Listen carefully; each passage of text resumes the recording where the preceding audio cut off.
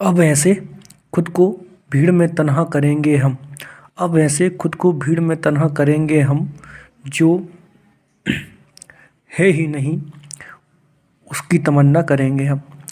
तो नमस्कार दोस्तों, उम्मीद है आप सभी लोग अच्छे होंगे। मैं एक बार पुनः आपका अपने YouTube चैनल उपयुक्त ज्ञान एजुकेशनल चैनल पर आप सभी साथियों का हार्दिक स्वागत करता हूं। तो जैसा कि आप सभी को पता है कि मध्य प्रदेश औद्योगिक प्रशिक्षण अधिकारी भर्ती जो 2022 में नोटिफिकेशन निकल के आ चुका है, जिसकी लगभग डेट 15 दिसंबर बताई जा रही है। उसके रिगार्डिंग हम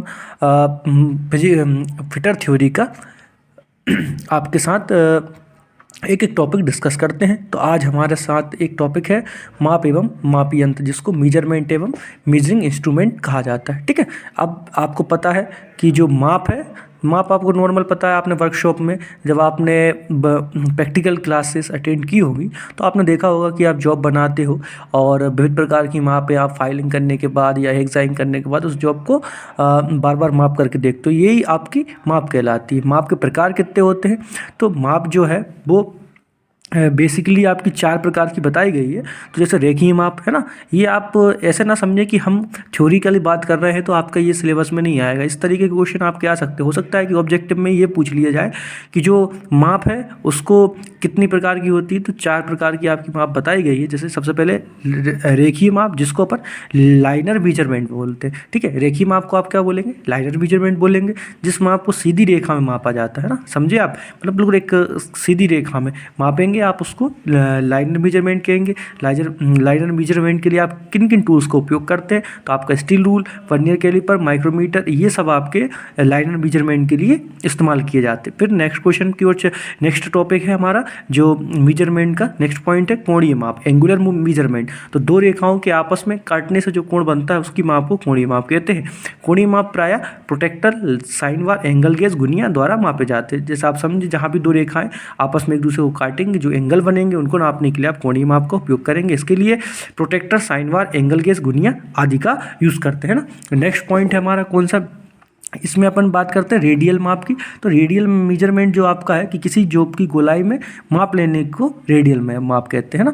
जब भी आप जॉब की गोलाई में आप माप लेंगे तो उसको रेडियल माप कहेंगे। जैसे इस तरीके से आप देख सकते हैं, ये जो आप माप है ये आपकी रेडियल माप के अंतर्गत आएगी, है ना। तो इसके लिए आप रेडियल माप के लिए काय का यूज़ करते हैं? ये आप रेडियल रिंग गेज का उपयोग करेंगे, रिंग प्लग गेज का, और प्लग गेज आदि से आप रेडियल माप को मापेंगे। समतल सतह की माप, ये वह माप होती है जिसमें जॉब की सरफेस की समतलता जांच की जाती है ना, फ्लैटनेस आप इसको जांच करेंगे। इसके लिए आप सरफेस प्लेट, जैसा कि आपने आईटीआई वर्कशॉप में देखी होगी, surface plate, surface gauge, straight gauge, dial test indicator आदि का उपयोग करते हैं। ठीक है, हमने बात की माप क्या होती है, माप के प्रकार क्या होते हैं। अब माप लेने की विधियाँ, है ना। सबसे पहले डायरेक्ट मेजरमेंट, जिसमें आप सीधे माप ले लेते हैं और आपके सामने जो माप है उसका प्रत्यक्ष परिणाम आपके सामने आ जाता है ना। जैसे steel rule, vernier caliper, micrometer. जैसे आप मान लीजिए ये जॉब रखा हुआ है, तो इसकी अपन जब लेंथ माप रहे हैं तो आपने देखा ये 1 से लेके 4 तक, मतलब आप इसको 4 सेंटीमीटर ये आपका जॉब हो गया, है ना। लेकिन अब बात करते हैं अप्रत्यक्ष माप की। इस विधि में पहले जॉब को बाय कैलिपर, डिवाइडर, आंतरिक कैलिपर पर लिया जाता है। इसके बाद माप को स्टील रूल पर स्थानांतरित करते हैं और माप लेते हैं। जैसे आपको दिखाते हैं, इस तरीके से ये माप है अपनी। ये जो आपकी जैसे ये आपकी एक सिलेंड्रिकल छड़ है, ये हमने कैलिपर लिया इसको, और इसको अपन ने डाया नाप। क्योंकि इसको आप जो स्केल है उसके द्वारा इसके माप लेना संभव नहीं है, तो अपन ने इसको फिक्स करके इसकी माप ले ली। और फिर यहाँ अपन ने देखा कि स्टील रूल के माध्यम से आपने इस माप को पढ़ लिया, है ना। जैसे मान लीजिए यहाँ से आपने पढ़ा, ये आपने देखा कि 3 सेंटीमीटर का ये व्यास का ये सिलेंड्रिकल पाइप है ना। फिर इसके बाद हम बात करते हैं नेक्स्ट की तुलनात्मक माप। तो इस विधि में किसी जॉब की माप किसी मास्टरपीस से तुलना करके ली जाती है ना। किसी भी कंपेयर करके आप जॉब को ले सकते हैं, है ना। अब इसके बाद हम करते हैं माप यंत्र। 2 प्रकार के होते हैं, एक तो आपका होगा साधारण माप यंत्र और सूक्ष्म माप यंत्र, है ना। 2 प्रकार के माप यंत्र होते हैं। साधारण माप यंत्र कौन कौन सा हो जाए? जिन मापक यंत्रों द्वारा मीट्रिक पद्धति में 0.5 mm और ब्रिटिश पद्धति में 1/64 इंच, ये आप याद रखेंगे। ये मोस्ट इंपोर्टेंट क्वेश्चन है आपका कि साधारण मापी यंत्र जो है मीट्रिक पद्धति में कितने की माप देता है? 0.5 mm की, और ब्रिटिश पद्धति में 1/64 इंच तक का न्यूनतम माप देता है ना। साधारण मापी यंत्र किसे कहा जाता है, नॉर्मल स्टील रूल को। सूक्ष्म मापी यंत्र क्या होगा, जिन मापक यंत्रों द्वारा मीट्रिक एवं ब्रिटिश प्रणाली में सूक्ष्म माप लिए जाए उसे सूक्ष्म मापी यंत्र कहते हैं। ब्रिटिश प्रणाली में 0.001 इंच तथा मीट्रिक प्रणाली में 0.001 mm तथा सूक्ष्म माप ले सकते हैं। माइक्रोमीटर और वर्नियर कैलिपर ये आपके सूक्ष्म मापी यंत्र कहलाते हैं। ठीक है, ये भी आपके लिए इंपॉर्टेंट है। आप इसमें ब्रिटिश प्रणाली में 0.001 इंच तक और मीट्रिक प्रणाली में 0.01 mm तक आप इस सूक्ष्म मापी यंत्र से माप ले सकते हैं। ठीक है, स्टील रूल की बात कर लेते हैं हम। तो आपको जैसे पता ही है कि स्टील रूल आपका ये जो नॉर्मल है ये आपका स्टील रूल कहलाता है। स्केल जिसको आप बोलते हैं अपनी भाषा में, आपने प्लास्टिक जो आप स्कूल क्लास में थे तो आपने प्लास्टिक का स्टील रूल या स्केल यूज़ किया है। जब आप ITI वर्कशॉप में गए तो आपने स्टील रूल स्टील का देखा है ना। अब इसके बाद हम देखते हैं नेक्स्ट क्वेश्चन, मतलब इसी का हम स्टील रूल का थोड़ा और डिस्कस कर लेते हैं। तो स्टील रूल जो है आपका स्टील रूल ये स्टेनलेस स्टील का बनाया जाता है ताकि कोई भी प्रकार की त्रुटि होने की संभावना ना रहे, है ना। इसके बाद ये जो है आपका इसमें कितने कितने अंश बने रहते हैं तो आप देख लीजिए। ये जो आपका है इस पे आप देखिए, ये जो छोटे छोटे पॉइंट हैं ये आपके mm के हैं। ये आपका एक जो है ये आपका काय के लिए हो गया, ये 10 मिलीमीटर के लिए होगा। एक छोटी एक और बड़ी डंडी बीच में रहेगी, ये 5 mm की। इस प्रकार के इसको अंश के द्वारा डिवाइड करते हैं अपन स्टील रूल को, है ना। अब ये देखिए स्टील रूल द्वारा मापन कैसे किया जा रहा है। ठीक है, ये आपका ट्राई स्क्वायर हो गया, है ना, और ये आपका जॉब हो गया। ये स्टील रूल के द्वारा आप इसकी जॉब को मापन कर रहे हैं कि यहाँ से लेके यहाँ तक की इसकी जो दूरी है वो कुल कितनी है। ठीक है, नेक्स्ट हम चलते हैं हमारे लिए इम्पोर्टेंट टूल्स। ये आपका क्या है, ट्राई स्क्वायर गुनिया। गुनिया जो है कठोरीकृत इस्पात का एक परिशुद्धता मापी यंत्र है जिसके द्वारा सतहों की वर्गीकारिता स्क्वायरनेस की आप जाँच करते हैं। ठीक है, गुनिया में समांतर सतहों वाला एक प्लेट लगा होता है। ब्लेड स्टोक से समकोण 19 डिग्री पर लगा होता है। आप देख लीजिए ये आपका स्टोक है, ठीक है, और ये आपका ब्लेड है। तो स्टोक के अंदरूनी सिरे से ब्लेड के आंतरिक ये बाहर तक सिरे तक, इससे अपन पूरी आपकी जो ट्राई स्क्वायर है इसकी लंबाई लेते हैं ना। ये आपका देखें, ये आपका ब्लेड है, ये आपका स्टोक है। स्टोक और ब्लेड ये दोनों आपस में 90 डिग्री का कोण बना रहा है और जो ये जो है इसको स्ट्रेट एज कहते हैं। ठीक है, इसके लिए आपको दो तरीके के क्वेश्चन है, ये स्टोक और ये ब्लेड, ये इंपॉर्टेंट है ना। स्टोक और ब्लेड के साथ 90 डिग्री का कोण बनाया जाता है। इसकी परिशुद्धता के ऊपर भी क्वेश्चन आता है। तो इसकी परिशुद्धता जो है 0.002 mm प्रति 10 मिलीमीटर लंबाई की होती है ना, जो कि सामान्य कार्यशाला में होने वाले कार्यों के लिए उपयुक्त होती है ना। गुनिया का प्रयोग फाइलिंग अथवा मशीनिंग की हुई सतहों की स्क्वायरनेस की जांच करने के लिए किया जाता है। अब हम थोड़ी सी ये आपके गुनिया के चित्र के माध्यम से हम आपको ये दिखा दें किस तरीके से हम गुनिया का उपयोग करते हैं। ये आप देखिए, ये जो है ये वर्गकारिता की जांच हो रही है इसके माध्यम से, और ये आपकी जॉब की समतलता की जांच हो रही है।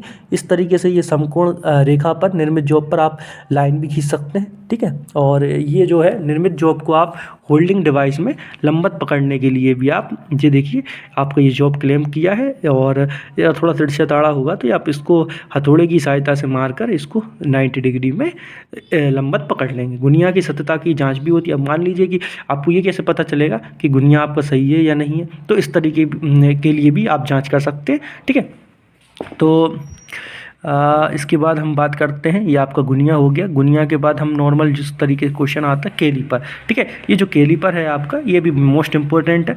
आप याद रखिएगा गुनिया स्केल, गुनिया की परिशुद्धता, स्केल की परिशुद्धता और कैलीपर, ये दोनों तीनों में से एक क्वेश्चन तो आपका निश्चित तौर पर किसी न किसी शिफ्ट में जो कहते हो आप फिटर थ्योरी में आप पाएंगे कि सेम का सेम क्वेश्चन आपके लिए आया है। कैलीपर क्या है? कैलीपर एक साधारण मापन यंत्र है जिसका उपयोग स्टील रूल से जॉब और इसके विपरीत मापन का अंतरण करने के लिए किया जाता है। ठीक है, कैलीपर के लेग का आकार एवं जोड़ की किस्म के अनुसार विभिन्न प्रकार के होते हैं। इसकी इस शुद्धता आप याद रखेंगे 0.5 mm, और समांतरता कैलीपर के द्वारा आप जॉब की समांतरता की जाँच उच्च परिशुद्धता के साथ कर सकते हैं। ये देखिए आप, ये आपका फर्म जॉइंट वाला कैलीपर है, ये आपका स्प्रिंग जॉइंट वाला कैलीपर है। स्प्रिंग जॉइंट में आपका एडजस्टिंग नट होता है और फर्म जॉइंट में आपका ये फिक्स होता है। ठीक है, यही है आपका, ये तो दृढ़ जोड़ वाला कैलीपर और ये स्प्रिंग जॉइंट वाला, ये दो प्रकार के कैलीपर होते हैं। ठीक है, इसको आप समझ ही गए चित्र के माध्यम से। इसको मैं विस्तृत रूप से आपको चित्र दिखा के मैंने बता दिया, यही इसमें थ्योरी में लिखा हुआ है। अब बाह्य कैलीपर क्या है आपका? तो बाह्य कैलीपर जैसा आप देख सकते हैं कि ये जो जॉब है इस कैलीपर के माध्यम से आप बाह्य सतह की आप जांच कर रहे हैं, तो ये बाह्य कैलीपर कहला रहा है। इस तरीके से इंटरनल कैलीपर आपका क्या है? इंटरनल की जगह जांच करेंगे आप तो ये आपका इंटरनल कैलीपर हो जाएगा। ये आपका किस तरीके का कैलीपर है? ये फर्म जॉइंट कैलीपर है, और इसमें आप देखिए ये कसने के लिए है तो ये एडजस्टेबल स्प्रिंग कैलीपर हो गया। अब जेनी कैलीपर, ये मोस्ट इंपॉर्टेंट टॉपिक है आपका जेनी कैलीपर, है ना। जेनी कैलीपर को सबसे पहले तो आप किस किस लिंक क्या क्या कहते हैं, ये बहुत इंपॉर्टेंट है। तो आप याद रखेंगे hermaphrodite caliper, odd leg caliper, leg and joint caliper, ठीक है। जेनी कैलिपर के और भी नाम है, और हर्माफ्रोडाइट कैलिपर, ऑर्लेक कैलिपर और लेग एंड पॉइंट कैलिपर। आप जेनी कैलिपर को इन नामों से भी जानते हैं। जेनी कैलिपर का उपयोग क्या है, जॉब की बाह्य एवं आंतरिक कोरों की समांतर रेखाएं खींचने के लिए जेनी कैलिपर का उपयोग करते हैं। देख लीजिए आप, इस तरीके से आप आंतरिक रेखाएं खींच सकते हैं या आप बाहरी रेखाएं खींच सकते हैं, ठीक है। इस आप जॉब जेनी कैलिपर के माध्यम से आप सिलेंड्रिकल जॉब का केंद्र भी ज्ञात कर सकते हैं, ठीक है। इसके बाद नेक्स्ट क्वेश्चन की ओर हम चलते हैं। नेक्स्ट पेज में हमारा ये आप और जेनी कैलिपर से क्या कर सकते हैं, आप वक्राकार कोरों की सतह से भी रेखाएं खींच सकते हैं। ये आप देखिए, ये आप जिसका ये लेग है इसमें आपने इसको फंसा लिया और उसके बाद आप इसमें स्ट्रेट लाइन खींच सकते हैं। इसके बाद ये आपका हील आकार के कैलिपर का उपयोग किसी बाहरी कोर से सतह समांतर रेखाएं, ये देखिए आप इसके ये जो आपका बाहरी कोर है इसके साथ साथ आपका ये कैलिपर चलता जाएगा और आप ये रेखाएं खींचने में सुविधा होगी आपको, है ना। नेक्स्ट क्वेश्चन हमारा, अब हमने डिस्कस कर लिया आपके साथ मापी यंत्र, जिसमें हमने स्टील रूल के बारे में डिस्कस किया, है ना, और कैलिपर्स के बारे में डिस्कस किया, माप कितनी प्रकार की होती हैं ये सब बताया। हम इसका एक्सरसाइज के माध्यम से आपको प्रैक्टिस करवा देते हैं। यदि आप मेरे इस वीडियो को मान लीजिए, क्योंकि मेरे को पता है कि ITI करने के बाद जो नॉर्मली जो बंदे हैं वो अप्रेंटिस या फिर किसी न किसी ट्रेनिंग में, या बोल सकते हैं कि अपन जल्द से जल्द जॉब करने लगते हैं, क्योंकि ITI जो कोर्स है वो अधिकतर लोग आजकल तो शौक में होने लगा, बाकी इस टारगेट से करते थे ITI कि जल्द से जल्द जॉब मिले और परिवार को आर्थिक रूप से सहायता प्रदान कर सके। तो आप इस पूरा वीडियो को आप एयरफोन में, ब्लूटूथ में, आप जैसे भी आपको सुनना हो आप आराम से सुन सकते हैं। स्टैंडर्ड स्टील रूल किस धातु का बना होता है, तो आपका स्टेनलेस स्टील का बना होता है। गुनिया के ब्लेड के नीचे अंडरकट क्यों लगाया जाता है, क्यों, क्योंकि जॉब पर कॉर्नर को स्थान देने के लिए ना। मैंने दिखाया आपको, जैसे ये जो आपका है ये इस तरीके से अंडरकट इसलिए क्योंकि जॉब पर आप आराम से निशान लगा दें, है ना। इसके बाद कैलिपर निम्न धातु के बने होते हैं। कैलिपर आपके कार्बन स्टील के बने होते हैं। जेनी कैलिपर को और क्या कहते हैं, हर्माफ्रोडाइट कैलिपर कहते हैं अपन, है ना। इसके बाद निम्न में से दर्शित कैलिपर का नाम बताइए। ये आपका कौन सा कैलिपर है, ये आप देख सकते हैं। इससे आप बाहरी जांच लेंगे, ये बाहरी कैलिपर है। और बात करें तो ये फर्म जॉइंट कैलिपर हो जाएगा, ठीक है। इसके बाद ये आपका कौन सा कैलिपर हो जाएगा, ये आपका बेंट लेग कैलिपर हो जाएगा, ठीक है। इसके बाद नेक्स्ट क्वेश्चन की ओर चलते हैं। ये जो आपका एक्स है ये आपका क्या है, तो मैंने आपको पहले बताया था, इसको ब्लेड कहते हैं, इसको स्टॉक कहते हैं, ठीक है। और आपने एक क्वेश्चन पढ़ा होगा कि ये वाला क्वेश्चन आपने देखा कि गुनिया के ब्लेड के नीचे अंडरकट रखा जाता है। आप देखिए गुनिया के ब्लेड के नीचे जो है आप अंडरकट रख रहे हैं, क्यों, क्योंकि इसके आप यहाँ से जॉब को पकड़ेंगे और आपका जो जॉब मतलब सॉरी आप इससे ट्राई स्क्वायर पकड़ेंगे और जॉब पर सटा देंगे तो स्थान बन जाएगा ना ब्लेड और स्टॉक के लिए, ठीक है। गुनिया की साइज लिया जाता है, स्टॉक के आंतरिक सिरे से ब्लेड के अंतिम सिरे तक आप गुनिया का साइज लेते हैं। किसी सरफेस की फ्लैटनेस और स्क्वायरनेस चेक करने के लिए निम्नलिखित में से किस इंस्ट्रूमेंट का प्रयोग करते हैं, तो आप गुनिया का उपयोग करते हैं। चित्र में दर्शाया गया कैलिपर का नाम क्या है आपका, ये आप पहले ही बोल दिया मैंने, स्प्रिंग जॉइंट, और ये आपका दोनों इस साइड है, मतलब आप इंटरनल की जांच करेंगे इसलिए ये आंतरिक कैलिपर हो गया। चित्र में दर्शाया गया गुनिया के प्रकार को पहचान, ये किस प्रकार का गुनिया है, तो ये आपका इंजीनियर स्क्वायर है स्टॉक साइज। गुनिया के द्वारा किस कोण की चेक करते हैं, तो 90 डिग्री का गुनिया का प्रयोग करते हैं अपन। दर्जी कारपेंटर गुनिया का उपयोग करते हैं। स्प्रिंग टाइप कैलिपर आपका किस तरीके का होता है, आंतरिक भी हो सकता है बाहर भी हो सकता है। ये जो कैलिपर दिखाया ये आंतरिक था, और अगर दोनों बाहरों की इस तरीके से मुड़े हुए होंगे और स्प्रिंग लगा होगा तो ये इंटरनल हो जाएगा आपका ना। स्प्रिंग टाइप कैलिपर क्या है, स्प्रिंग टाइप कैलिपर मैंने बता दिया आंतरिक बाह्य दोनों होते हैं आपके। ये आपका कैलिपर किस तरीके का कैलिपर है आप देख सकते हैं, ये जब दोनों बाहर की ओर है मतलब ये आंतरिक कैलिपर है।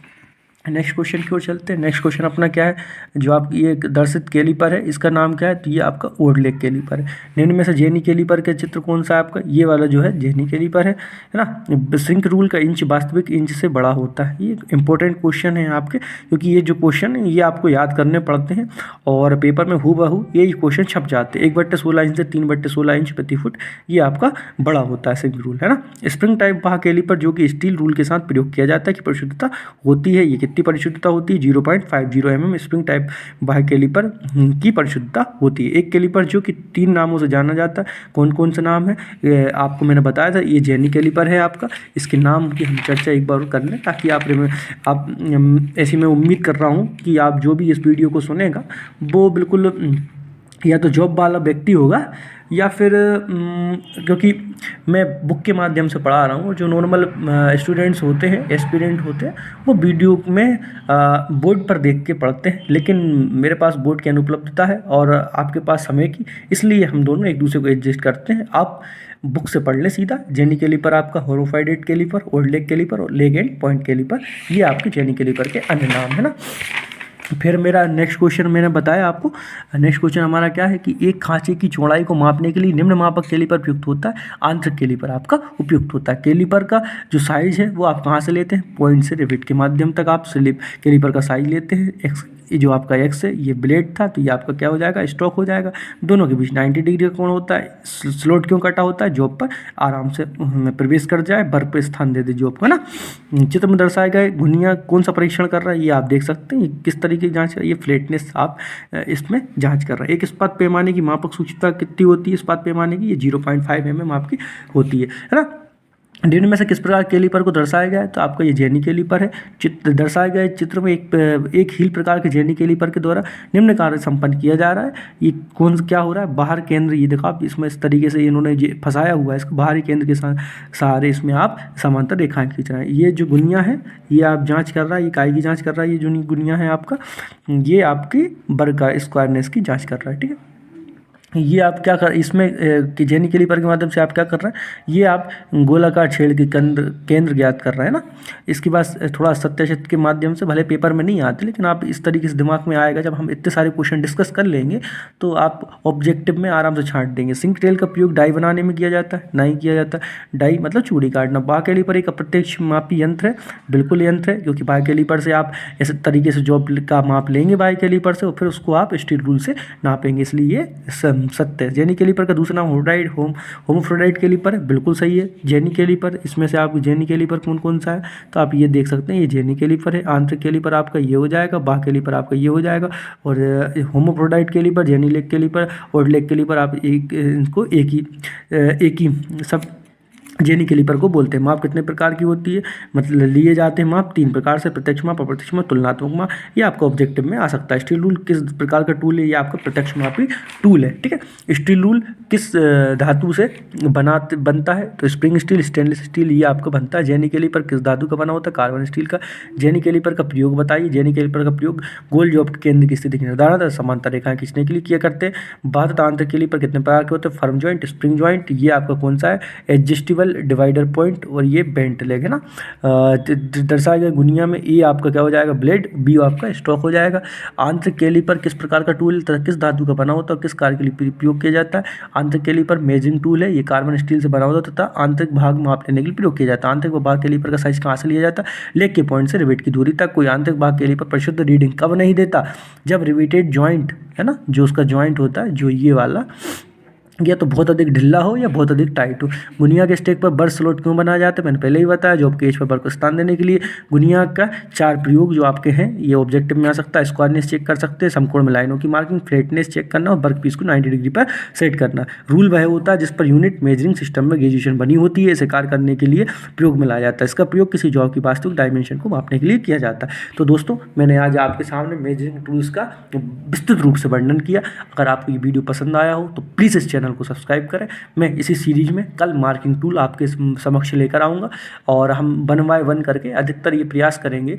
आज 28 तारीख है, तो लगभग 15 तक जितना तारीख संभव होगा मैं वीडियो बनाते आपको एक एक टॉपिक का वीडियो बनाता जाऊंगा, और साथ में अपन इस तरीके से प्रैक्टिस भी करेंगे, क्वेश्चन होगी, ताकि आप वीडियो के माध्यम से पूरी जो बुक है आपकी ITI फिटर थ्योरी की वो कंप्लीट कर सकें। ठीक है। अगर आपको वीडियो पसंद आया हो तो प्लीज़ दोस्तों को बोलें कि चैनल को सब्सक्राइब करें, खुद भी सब्सक्राइब करें। जय हिंद, जय